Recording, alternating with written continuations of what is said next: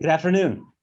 My name is Mitch Pugh. I'm the executive editor here at the Post and Courier, and we welcome you to Beyond the Headlines, a regular Post and Courier virtual event where we take you a little behind the scenes and answer questions about the reporting and the journalism that we've been doing. Really appreciate you all coming out here on a beautiful Thursday afternoon to join us virtually to talk about Uncovered, the latest project from the Post and Courier.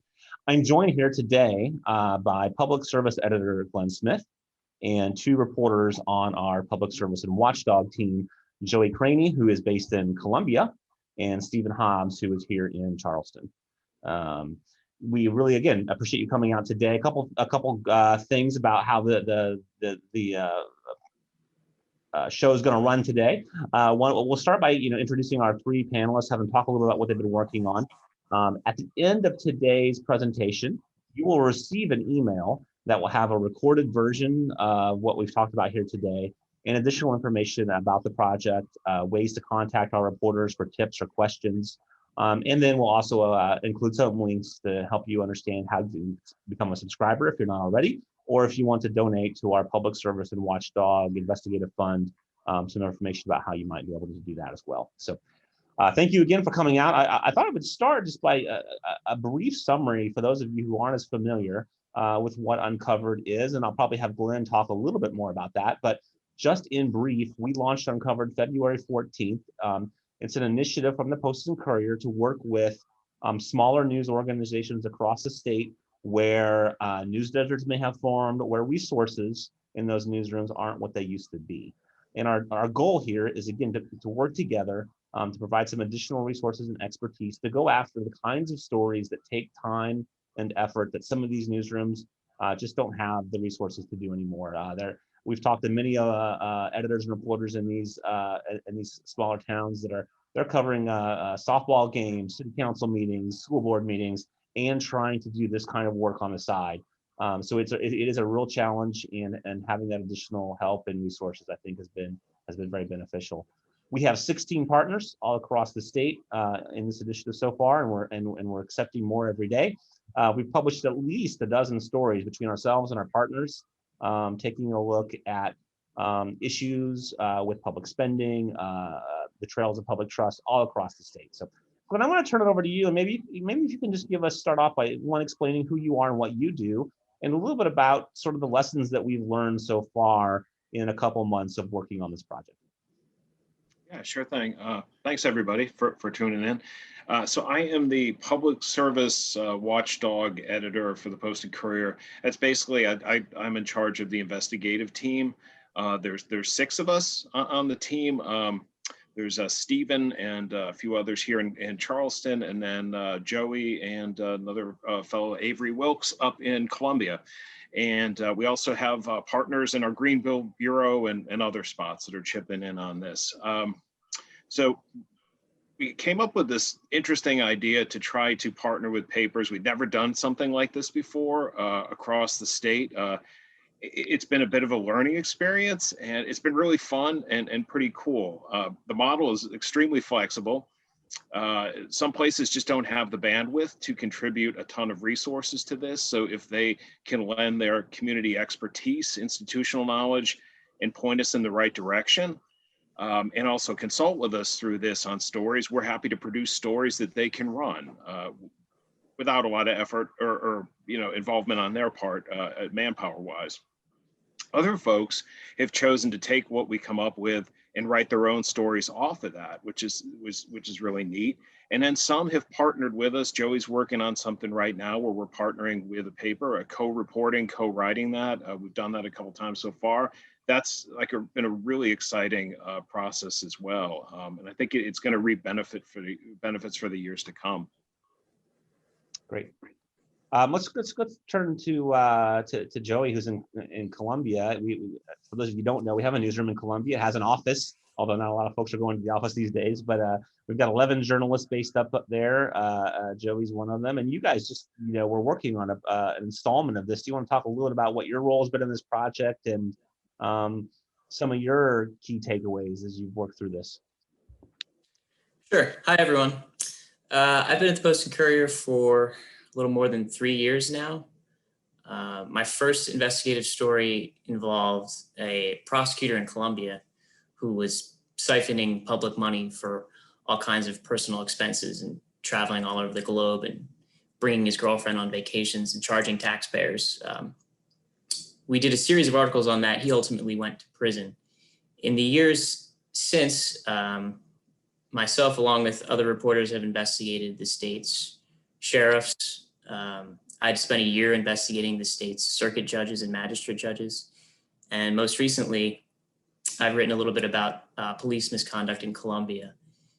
With Uncovered, it's a really exciting project because it really drives the themes of what I'm passionate about, which is local accountability and hyperlocal accountability journalism. There's really no other institutions left in America that are looking out for everyday citizens and taxpayers, keeping an eye on city halls and your local schools and your local water districts of how public resources are being operated and handled. And with us, with Uncovered, we've basically been scouring the state. I've teamed up with the other reporter here in Columbia to look at some special purpose districts in the upstate, these small little islands of government that have really significant influence and oversee a great deal of public money, but operate with very little oversight.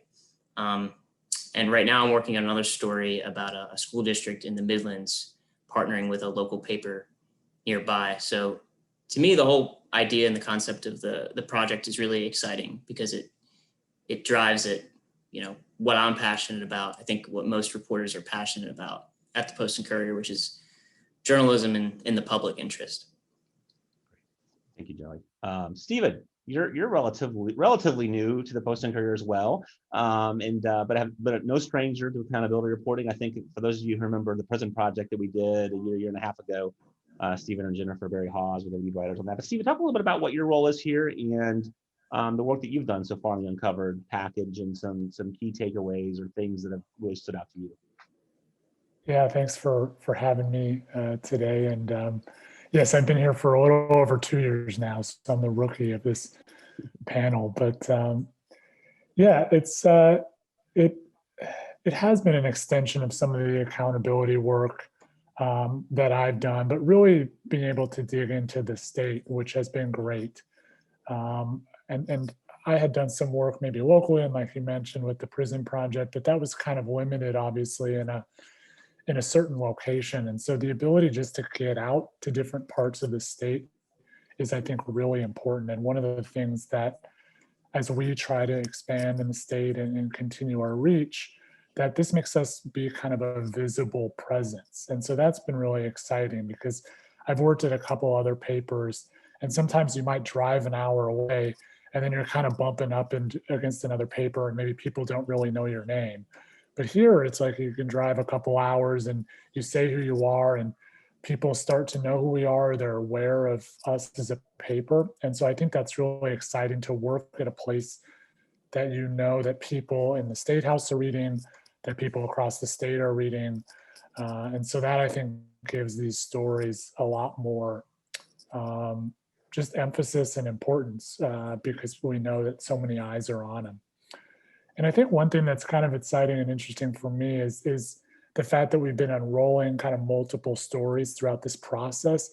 And maybe one of the things that readers might not realize is sometimes how challenging that can be when you're focused on one thing. So like the first story I wrote about with a colleague was about a situation involving a council member in a town that's on the border with North Carolina. And so you're trying to get focused on what was going on there and should he been disclosing information. And then after that story publishes, I'm moving to write about a story with a colleague about a school district and a superintendent there. So it's completely different things that you're learning about, you're thinking about, state rules that you're thinking about. And so there's really a exciting part of the process, but also a challenge is just being able to move from one story to the next. This isn't one where you're spending a whole year digging into this one specific thing. We're looking at such a range of things, which is exciting, but also makes it a challenge. Yeah, absolutely.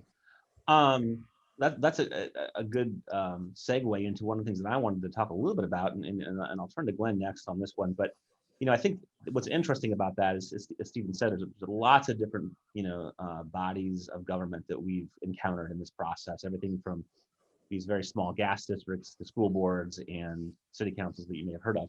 But there's a lot of similarities in this reporting and what we're finding. We're finding that the traditional watchdogs in most communities aren't as prevalent as they once were, whether that be media like the Post and Courier or other news organizations that we're partnering with. The federal government used to do a lot more investigations into these sorts of accusations and potential misdeeds.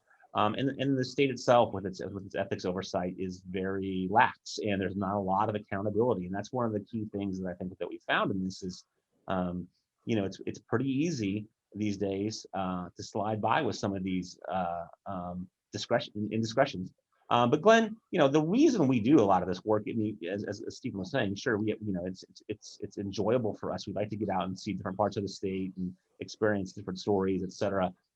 But the reason we do this is because there are things that need to be changed, and the critical piece of this, I think, that we always sometimes skirt past is, this work does have an impact, and we're already starting to see impacts from the journalism that you all have been doing since mid-February. Can you talk a little bit about sort of what the response has been to the project, both from the communities that we've been going into and working with, but also from lawmakers and other agencies that have the ability to provide some additional oversight? Yeah, sure, absolutely. One thing is, I think everyone touched on here is, the steep learning curve in this, and also the breadth of it covering the state. And one thing we've noticed in that is questionable actions, questionable spending. That is not, isolated to one particular part of the state. It is all over the place. We've found instances of just abusive spending, conflicts of interest, nepotism, all sorts of insider dealing and other questionable conduct, literally in like every corner of this state. In agencies, some agencies we didn't even know existed when we started out on this thing. And I guess the common thread that runs through all this is these are places that in large part haven't received a lot of scrutiny. Once you don't have a bright light shining on some of these places, people seem to take it into their own hands to do things that they probably should not. So the reaction from the communities, I think it's been generally very positive. We've had over 70 tips, I think, come in. And these aren't just sort of loose suggestions on broad topics. These are like isolated things that come with documents attached and specific people to look into. And thank you for doing this. We really want, we need somebody to come in and do this.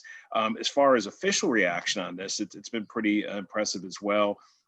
72 hours after we published the first installment, which looked at the gas authorities and these special purpose districts, the governor and several lawmakers called for tightening up the scrutiny and regulation of these special purpose districts and to tighten their reporting requirements to the State Ethics Commission. One thing, some of these gas authorities were not required to report gifts like other agencies were. Now they're pushing to do that. Another group of lawmakers in the Greenville area are pushing to have a task force to look at special purpose districts and see what needs reforming there. They have just a ton of those up in that area of the state.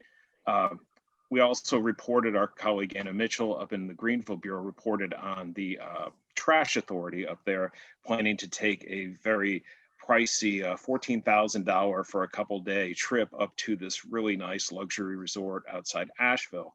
As soon as we reported on that, the gas authority canceled plans to go on that retreat, changed its plans, and from now on we'll be meeting closer to home where it's not going to jack up the costs for ratepayers. What else? Let's see. Just last week, the Senate passed a budget that would include about $160,000 for a forensic auditor for the state law enforcement division. For years, the SLED has depended on local, they're the top law enforcement agency in the state. And for years, they have depended on local governments to hire auditors because they don't have somebody to go in there and do those sort of white collar crime analysis. So that delays the investigations. It delays bringing people to justice on those charges. This could go a long way to speeding up that process. Also, one of our last pieces involved the latest governor's school, which is sort of an elite public academy boarding school up in McCormick County. And Tony Bartlemy delved into there and found out that there'd just been millions spent on this place. It was still in pretty rough shape. The former head of the school had just gone to work for the consultant, making $1,500 a day. And there were some questionable contracts awarded. And this was a good example too of the uncovered partnership, because we exposed all this stuff that was going on in the school that most people I don't think even knew was there. It's an agricultural school, or will be, they hope. And our partner on that, the Index Journal of Greenwood, they stepped right in there. They went with us on these things. And then the day after, they found out that the board was meeting in an emergency session to discuss how to respond to our article. They sent somebody there. They called them out on the fact that the meeting was probably illegal because they had called an executive session to discuss responding to our article, which does not comply with the state's open record laws. Now they're going into looking even deeper into some of these contracts and the relationships, and area lawmakers are taking notice and promising to take a hard look at the practices of that school. So a lot's happening. Right. Yeah, and again, you know, that's what you hope to see with work like this, is not just that we've pointed out things that are maybe a little questionable, but that then there's some activity and some action on the other end of that. And, you know, Glenn, in the first story that we wrote, introducing in this project, wrote a lot about how where there are, you know, this sort of level of accountability, whether it be through a newspaper or a government agency, you tend to see things like, you know, your tax dollars being taxed less and having more turnout for elections, less, you know, partisanship, et cetera. So, you know, these things all have a good long-term impact. One of the things I don't think people understand a little bit, and I get this question a lot, is, you know, how do you know you're being fair? How do you ensure that everything you're reporting on is accurate? So I'm going to ask a couple of different questions. First, I'm going to put Joey on the spot a little bit. Joey, how many pages and documents do you think you've read as part of this project? I know we've been counting. And I know there's been some counts of like the number of volumes of War and Peace maybe that we've gotten through and going through documents. But can you talk a little bit about, I don't think people realize how much of your job is sitting there going through spreadsheets and documents that are really boring. Yeah, I've easily read thousands of pages of public records myself, just this year working on this project alone. And that's a regular part of my job, is requesting, reviewing public records. And often you review them and you don't find anything worth writing about and you move on. But even that is time consuming.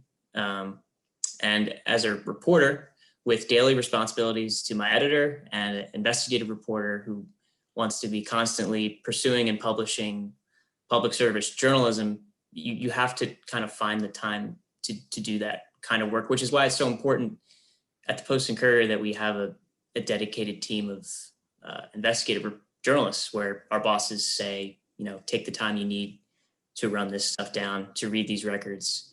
But it's really, really painstaking. I'm reading through monthly credit card statements, flagging expenses I think are questionable, putting it into a spreadsheet, analyzing it, preparing lists of questions for officials.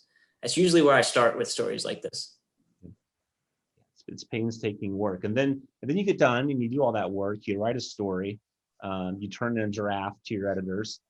We all go through it. Sometimes we'll do a read aloud and we'll pick it apart. And that's not even the worst part. The worst part, Stephen, if you can talk a little bit about that, is the fact check, right? So you talk to our audience a little bit about what a fact check looks like, how long it takes, and what that's like to go through as a reporter.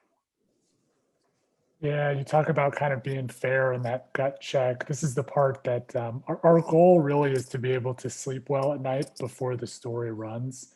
So it's kind of the ability just to look at your story and say, okay, how did I get that fact? How did I get that word? how can I say this detail? And going through and kind of interrogating your own story. And sometimes that process can take, as Glenn would know, days sometimes as I'm debating whether to use this word or that word.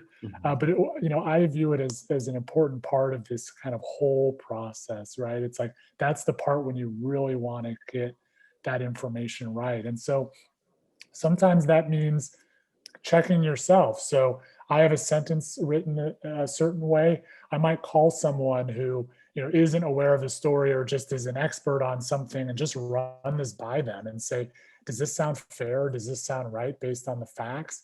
And if they say yeah, or if they say, oh gosh, no, or maybe if you change that word, that's so important because when we run a story like this, the stakes are high. We want to get everything right. And so we'd rather hear about something before we publish than after. So it's really important part of the process and one that, I think people don't realize how difficult that is to try to get together. But then the great part is once you're done with it, you can feel good about the story that you have. And then when it publishes, you're ready to go. So. As far as I know, we've not run any corrections on this project yet. So that's always a good sign. A couple questions are starting to come in from readers in the live chat. So I'm going to start there. So I think a couple of these kind of dovetail what we've been talking about. So Seth Harrison asks a good question here. And, I think this goes to sort of how we report on these stories and the depth that's involved. But, he's asking, as you develop background in the various special purpose districts and these obscure state agencies, will you publish a background piece about the governance, funding, and purpose of the district and agency? We kind of do a little bit of that in these initial stories, but can you talk a little bit about, Glenn, about how you balance giving that background and that history with also then reporting on what's happening now? Yeah, I mean, I've actually been struggling with that myself this week because I got a story going in this weekend, and I'm going through this entire fact-checking process. And also, context is like very important, right? I mean, especially for readers who aren't familiar with the topic at hand. So you want to provide enough context in there so that they understand what the backdrop and history is of the issue and what's at stake, without getting in the way, I guess, of the story and delving into the issue at hand that's bringing it to the fore as we speak there. So that's it's a delicate balancing act, but yeah, you always have to put in as much information as you can to help readers understand these things. And I think we try to do that as much as possible to go deep and give them a sense of that history. I think a good example of that is the very first investigative story that was part of this. I think Tony was the lead writer on that, Tony Bartleby, who's not on the call today, but that was about the gas authorities. And I thought that was really fascinating. He really delved deep into the history of why these things even existed and how they came to be. I think it really did help inform that story. Another good question from Nan Fetters. And I know we all have strong feelings about this one. So I don't know who wants to take this. If it's, maybe we'll throw this one to Joey first, but how does South Carolina, because I know you've worked in Florida and other states, how does South Carolina compare to other states in regards to FOIA requests? I'm wondering why it is so difficult to find outcomes of court decisions on particular cases. We as taxpayers pay the salaries of prosecutors, and yet it is not possible to find out how they handle a particular case. And I know you guys deal with this all the time. So Joe, you want to talk a little bit about how South Carolina's FOIA law works from your perspective and how that might compare to other places? Sure. I think the nicest way to put it is it's very much a mixed bag. I think the public's access to public records is paramount for any state. I happened to work in Florida for a couple of years, which has Stephen did as well, which is known for having really great open records laws where any citizen can really go online, easily review their local town or county's council meeting minutes, great online access to court records where you can review complaints and lawsuits or underlying documentation in criminal cases. That's not the case in South Carolina. The court record system is quite archaic, quite difficult to search through. And as we've seen through our reporting and our interactions with our partner newspapers in Uncovered, the state's FOIA law, the Freedom of Information Act in South Carolina, it presents a lot of hurdles for reporters or citizens who are just trying to gain access to basic public records. The way the law is written, it gives officials and local governments great leeway to charge expenses for the time or the work it takes to prepare some of these records. And on one hand, that's fair. There should be a reasonable expectation for governments to charge people for the work they have to do to compile records. But the law is written in a little bit of a gray area, and we've found that it's really easy for officials who are interested in blocking access to records they don't want people to see to hit you with steep fees, hundreds if not thousands of dollars just for access to public records. And that can right there end a story. If you can't read the records, you need to read it. It's a significant challenge. Absolutely. Joey mentioned, Stephen, that you worked in Florida as well, and I think you've worked in other states. Is there one thing you would like to see changed about the South Carolina FOIA law? If you were a lawmaker and could just take a magic wand over the law, what's the first thing you'd want to see changed?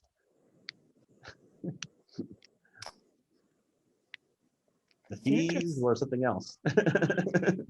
I think it's the accountability. To Joey's point, and I think just the point is the ability for the average person to kind of put this law and our agencies and make them accountable. Because I think what happens is if I file a request and the agency doesn't want to comply, the next real best step is to sue. And that's a big jump. So maybe if there was a public advocate or the attorney general's office or something that could handle some of these requests, where like I'm a member of the public, I could send my FOIA dispute to this arbiter, that this judge that could say, yeah, they deserve those records, they should get them, because that's a big jump. That we even have those questions of, is this worth our time and effort to try to sue? And so your average citizen who's just trying to find out information, that's going to be really prohibitive. And like Joey was saying, that can end a story, it can end a pursuit of records just right there. And I think that there needs to be more that people are able to do beyond just filing a request and having to sue. Absolutely. And I think that's the thing that sometimes people forget when we talk about the FOIA law, is that this isn't written for us as journalists. It's written for taxpayers and the people that these agencies serve, and they're your records. They're not the public officials' records. They're your records. And I think that's a thing that gets missed sometimes. Glenn, you were raising your hand there. Yeah, I feel pretty passionately about open records, as you know. I agree with what they say. I'm from Connecticut originally. I've been here 20 years at the paper, so I guess I've been here the longest. But what I can remember of Connecticut was that they had an independent panel that you could appeal to if somebody turned you down or they wanted to charge you outrageous fees. You didn't have to hire a lawyer. You could go before the panel, make your case, and then they'd make a decision pretty quickly. You didn't like the decision, then you could take the step to go to court and fight that. But it's difficult for us as a newspaper to go after some of these things. But imagine the average person who's living on a tight budget, and they really want to know something about how their government operates. They could just stop them in their tracks like that by jacking the fees up. That's absolutely true. One of the questions that came in before this, and I know we're getting close to the bottom of the hour, but some questions were submitted prior to noon today. One came from Mayor Baracco, and Joey, this is kind of for you. She wanted to know, what if there are any follow-ups we have planned on the magistrate court issues that you wrote about. Was that last year or 2 years ago? Gosh, the time flies in COVID. But you definitely dug into that in a deep way. So is there more to come on that, or can you give us an update on where we stand with that?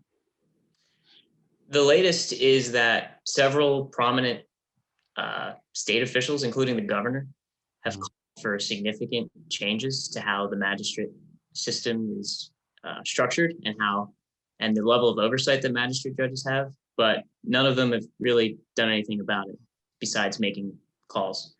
Our reporting in 2019 revealed the breadth of this issue is significant. It was just about every corner of the state recently has had significant issues with local magistrate judges. These are influential, important jurists who have significant sway over criminal and civil cases in every county, and the state does not require them to have any formal legal training. We found that most of them are not lawyers and have never practiced law in their lives. And they've been found year after year to have either abused their positions or misapplied the law, and it results in serious consequences for the people who appear before them. The initial reaction was quite strong. Senator Tom Davis in Beaufort filed legislation that would install much more significant levels of scrutiny to magistrates and to tighten some of the qualifications for the people who can take the bench in these counties. But that sat there for more than a year and a half. COVID, to be fair, sucked a lot of the oxygen out of the room in session last year, but that bill filed by Tom Davis more than a year ago has not even gotten a hearing in judiciary at the Senate. And unfortunately, that's sort of the norm in South Carolina. It takes a long time to get a lot of these reforms passed. That's why some of the stuff that Glenn talked about earlier was so remarkable. That things moved quickly. Jan Luth, I'm sorry, in the chat asked a question, and I think I can answer as part of the way of kind of wrapping this up as we hit the bottom of the hour. She mentioned this challenge is happening all across the country, and she wants to know, is this a model that other states are considering? And Jan, you're right, it is a problem, all across the country as we see news deserts develop. Glenn Smith wrote a great story about this to kick off the project that you can still find on the project website at postandcourier.com/uncovered. Yes, news deserts are forming all across the country in small enclaves, but also even in larger cities where there's an additional problem that those of us in the industry call ghost papers, where there's still a newspaper, it still gets distributed, but there's very, very few writers left and very, very few editors left to really cover that community in a way that it deserves. So you're right, it is a problem that is pervasive. We've actually talked with several news organizations across the country, 2 or 3 at least that I can think of, that are considering, I don't think anything's launched yet, but they're considering similar projects in their states, Louisiana and North Carolina among them. And that's really great to hear and see. The Washington Post announced a similar initiative with their magazine a couple weeks ago. So I do think you're starting to see more attention and more focus put on this issue, because as we wrote in Glenn's story, the lack of these news organizations in these communities, the lack of the watchdog work, the lack of accountability leads to less effective governments in places that aren't as good of places to live as they used to be. And it's really that simple. And so that's one of the reasons, as we wrap up here, that when we published this project on February 14th, it came along at the same time as we launched our public service and investigative reporting fund.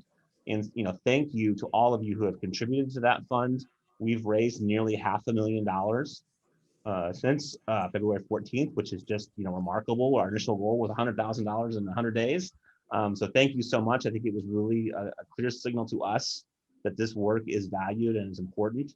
Some of those have come in with big dollar donors. We've had anything from $10 to $150,000 in individual gifts. And so we're very thankful for that. If you'd like to contribute to that fund and haven't, you may do so at postandcourier.com/donate. They're tax deductible. It's administered through the Coastal Community Foundation.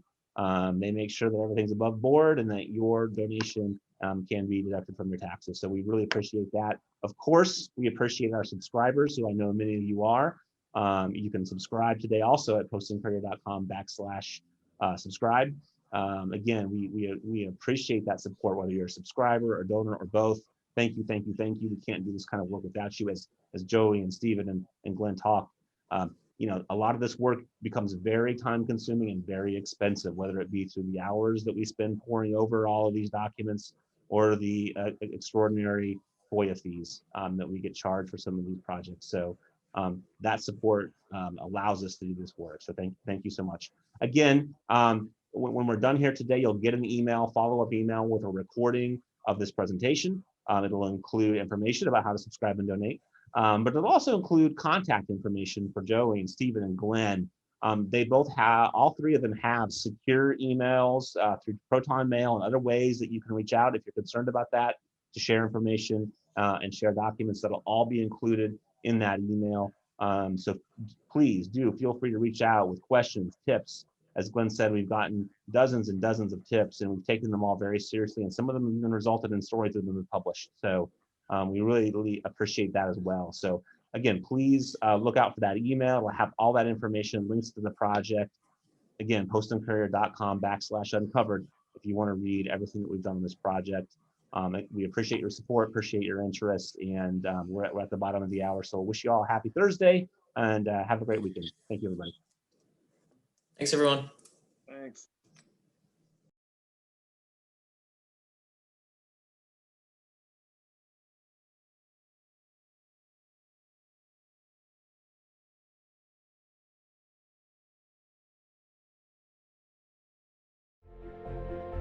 The stories I've done that I'm proudest of are stories that, if we weren't able to commit our skills and our time to them, might not otherwise have been told. Governments and institutions are actually pretty equipped at obscuring or outright trying to hide the truth from the public. And there are very few watchdogs that have the skills and the resources to really dig for the truth. So it's important at the Post and Courier that we have that mission.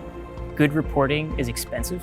So if you value the kind of public service journalism that the Post and Courier has a record of doing in South Carolina, there's really no better way for you to support that than to pay for a subscription.